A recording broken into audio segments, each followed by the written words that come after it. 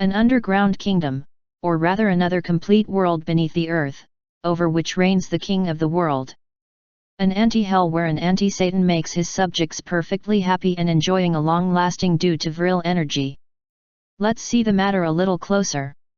The name Agartha appeared in 1873 under the pen of French novelist L. Jacques. Not yet underground, the first Agartha was described as the ancient solar city of the high priest of the Brahmins. Changed into Agartha, it will become an underground kingdom with a large university, near Ayodhya in India, then transferred under Himalayas in 1800 BC. His king kept a secret that could make powerful weapons with which the Antichrist will destroy evil and establish peace. Jacques acknowledged having made the word from the Asgard, the paradise of the Nordic tradition. Perhaps did he also draw his inspiration from the kingdom of Shambhala, but the Buddhist Shambhala is not underground. Soon, the occultists and the raiders gave substance to this literary UFO. How could an idea out of a novel become the source of a quest? The support of philosopher René Guénon with his essay The King of the World has validated the whole thing. A king of the world. That really evokes another underground empire, the infernal Homes del Inferno, the hell on which reigns Satan, the prince of matter. Once again, we are dealing with two myths that probably are only one. Who is Satan? Originally, it was the king of the world, precisely.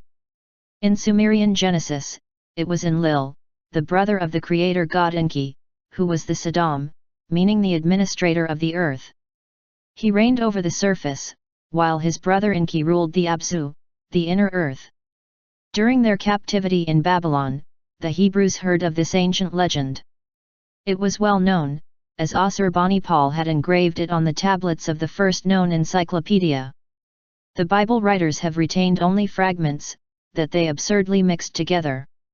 The Sodom, king of the world, became Satan, prince of matter, and took up residence in the Abzu, which was the preserve of his father. We find this tradition, less damaged, in the Greek mythology, when Zeus dethroned his father Cronus, the latter found refuge in the depths of the earth, where had also hidden the Titans and Hecatoncheires. Here the original myth is safe.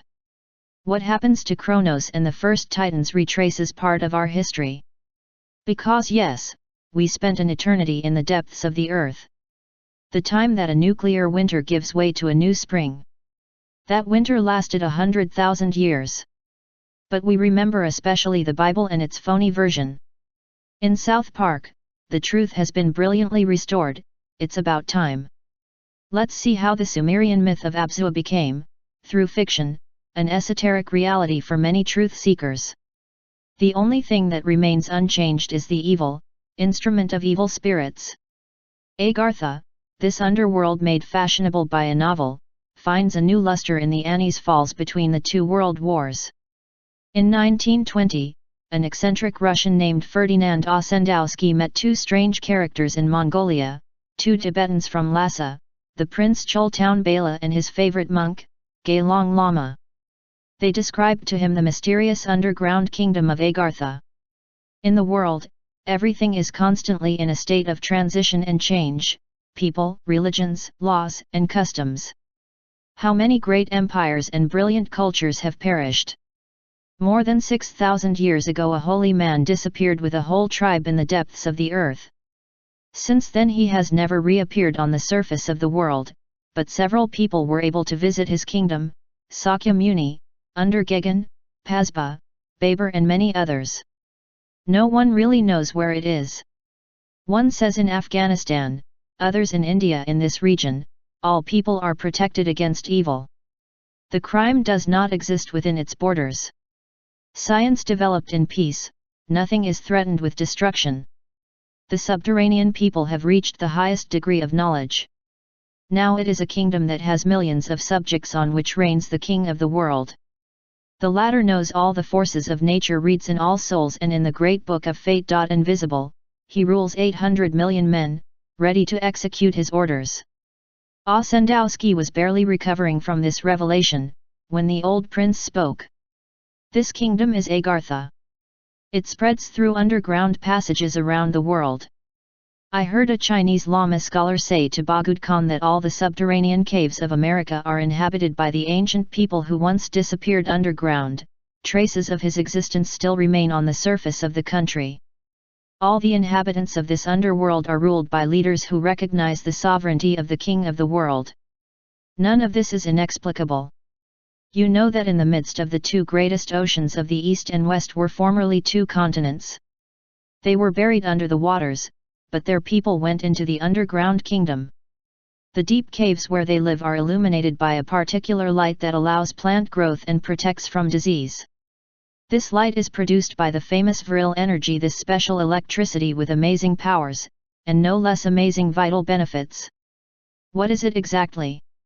Strictly speaking, the Vril is the geo-energy emitted by the rotation of our planet. Well known to the ancient gods and developed peoples before the flood, Vril energy is free, renewable, clean, and inexhaustible. It is relating to electricity, cosmotellurism, electronics, magnetism, mesmerism and spiritualism all together. How shocking for a Cartesian mind! When the Earth's axis had been straightened by the Atlantean gravitology, the Vril energy became superabundant, and men's divine powers were tenfold. In the same way that ball lightning seems to react to the human psyche, Vril energy seems to obey him. When the individual has received special training, he can trigger an electromagnetic wave.